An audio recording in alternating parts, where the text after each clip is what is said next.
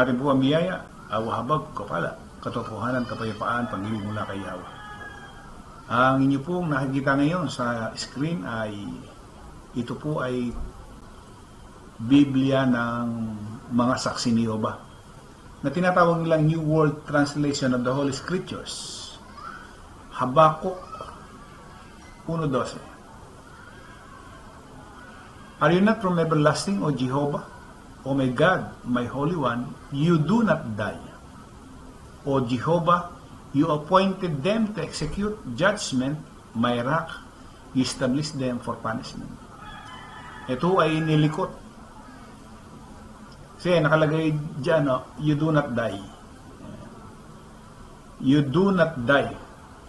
So, hindi ka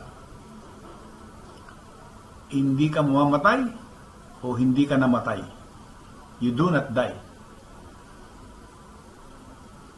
Dito iinog itong ating paksa, hinggil po doon sa, kasi ang paniniwala nila, hindi po pwedeng si Kristo si Jehovah. Yeah, para maliwanag po tayo. So kung sasanggunin natin yung kanilang libro, ay malabo po talaga na maging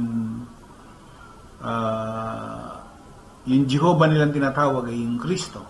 At yun naman talaga ang paniniwala nila na hindi si Kristo si Jehovah. Iba si Jehovah kay Kristo. Yan. Kumbaga, sabi nga nila, maliit na Diyos lang yan, si Kristo. Ayan. Pero tingnan natin sa ibang version naman ng kasulatan. Habakkuk.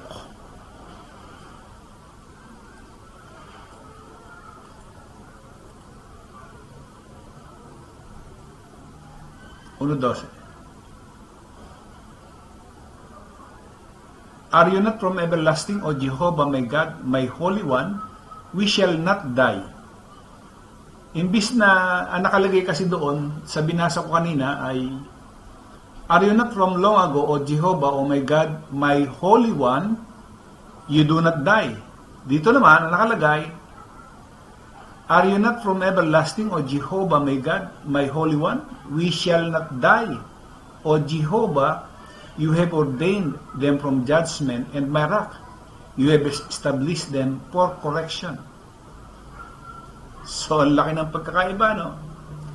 Kasi nakalagay dito, we shall not die. Samantalang doon sa kanilang version, ay you do not die. Ano? Kaya makikita natin yung paglilikot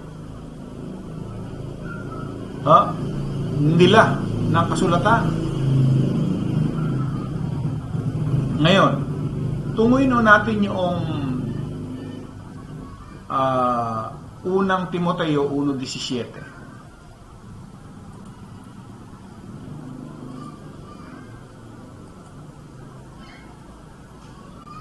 Sino ba ang tinutukoy dito? Now, to the King, eternal, immortal, invisible, the only wise God, be honor and glory forever and ever. Amen. Sino ho ba ito? Si Jehovah ho ba? Kasi si Kristo ang wika na matay. Si Kristo ay nakita, samantalang yung Diyos ay hindi nakikita. Dito makikita natin na sino ito? Sino itong nasa 1:17 na ito? 16. But for this cause I obtained mercy that in me first YAHWH might show forth all long sufferings as I pattern to those being about to believe on Him to life everlasting. Now to the King eternal, immortal, invisible, the only wise God, be honor and glory forever and ever. Amen. Sino yan? Kasi kung titingnan natin, si Kristo ay alin ba namatay? Kasi yung banggit ho dito sa unang Pedro 3:18. Tingnan nyo medyo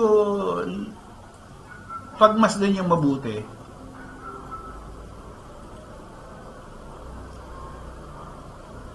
3:18. For Christ also once suffered for sins, the just for the unjust, that he might bring us to God, indeed being put to death in the flesh, but made alive in the spirit. In which also he went and preached to the spirits in prison. Alin ba yung namatay? Being put to death in the flesh, but made alive in the spirit. So, ang namatay ho ay yung katawan. Binuhay na maguli sa espiritu. Yan. Kasi doon sa Gawa, 2:20, Tagalog, 2:27, sapagkat hindi mo iiwan ang kaluluwa ko sa Hades, ni titiisin man ang iyong banal na makakita ng kabulukan. Tama ho yung sinabi doon sa awit 16, for you will not leave my soul in hell, you will not allow your Holy One to seek corruption. Hindi ho siya nakakita ng kabulukan.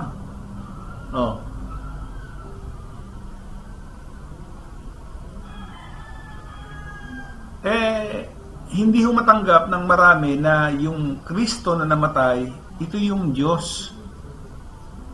Namatay sa laman, being put to death in the flesh, but made alive in the spirit.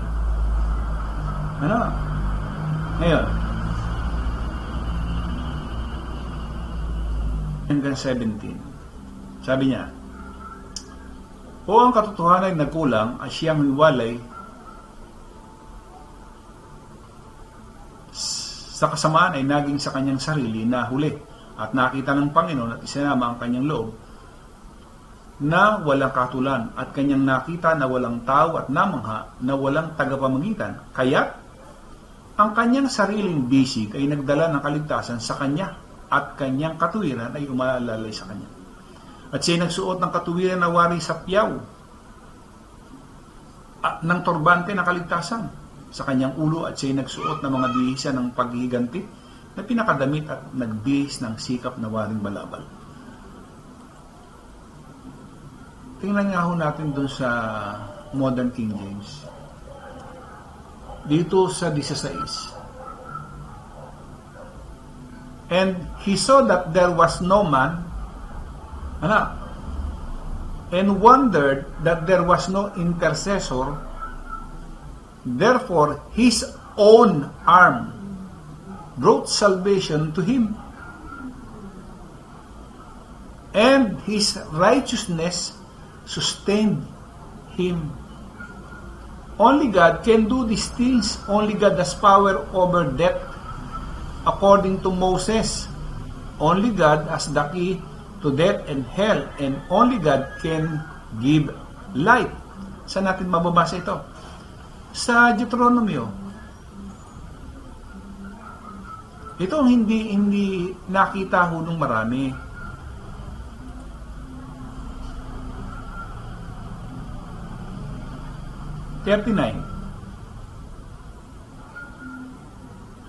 See, now I am He, and there is no God with me. I kill and I make alive, I wound and I heal, and there is no deliverer out of my hand. He kills and makes alive. He says,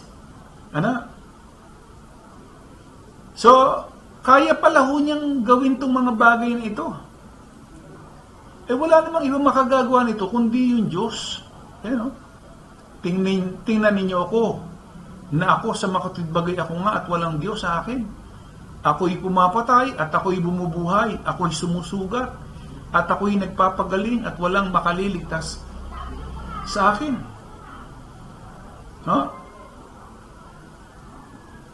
Hindi ba siya binuhay niya yung kanyang sarili? Hindi ba? Yet YAHWH said he would raise up his own body in 3 days. Was he a liar? Siya ba ay isang sinungaling nung sabihin niyang, gibain ninyo at sa ikatlong araw aking itatayo? Hindi ba?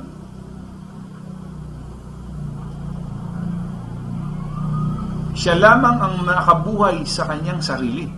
Siya. Ano? Tingnan niyo doon sa 1:17 ng Revelation. Yan natin.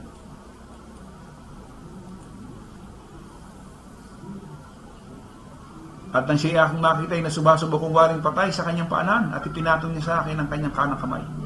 Na sinasabi, huwag kang matakot, ako'y ang una at ang huli at ang nabubuhay at ako'y namatay. At narito ako'y nabubuhay magpakailanman at nasa akin ang mga susi ng kamatayan at ng Hades. Ano yung susi na yan? This kiss, he had with power to forgive sins even before his death and resurrection. Hindi ba totoo?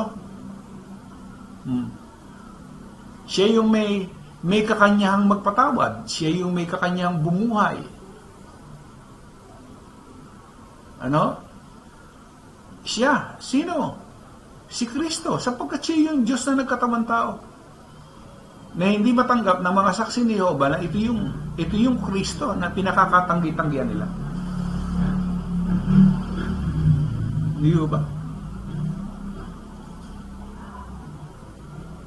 Doon sa Marcos 2:9-12. Alinbaga ang lalong magaang sabihin sa lumpo, pinatatawad ang iyong mga kasalanan, o sabihin mo magtindig ka at buhatin mo ang iyong higaan at lumakad ka. Datapot upang maalaman ninyo na ang anak ng tao ay may kapamalaan sa lupa at magpatawad ng mga kasalanan. Sinabi niya sa lumpo, sa iyo ko sinasabi magtindig ka at buhatin mo ang iyong higaan at umuwi ka sa bahay mo. Hindi ba? At nagtindig siya at pagdakay binuhat ang higaan at yumaong sa harap nila lahat, anupat nangagtaka silang lahat at niluwalhati nila ang Diyos na nangagsasabi, kailan may hindi tayo nakakita ng ganito. Siya kasi yung Diyos na may kakanyahan na kaya niyang bumuhay, pumatay, kaya niya. Di ba? Di ba sabi nga niya doon sa 32-39, see now that I am He, there is no God with me. I kill and I make alive, I wound and I heal. O, sino ho ang nagpagaling dito sa lumpo na ito? There is no one who can deliver out of my hand. So ito lang ang katunayan na talagang yung Kristo na akin pong sinasampalatayanan, pinaniniwalaan, ay walang iba kundi yung Diyos na buhay, walang hanggan ang kapangyarihan, na ang pangalan ay YAHWH. Ano? Only God can do those things. Di ba? Ang Diyos lamang ang makagagawa. Sino na nakapagpadilat ng bulag? Sino ang nakapagpalakad ng lumpo? Nakapagpabango ng patay? Sino? Hindi ba yung Diyos na nakitulad sa tao?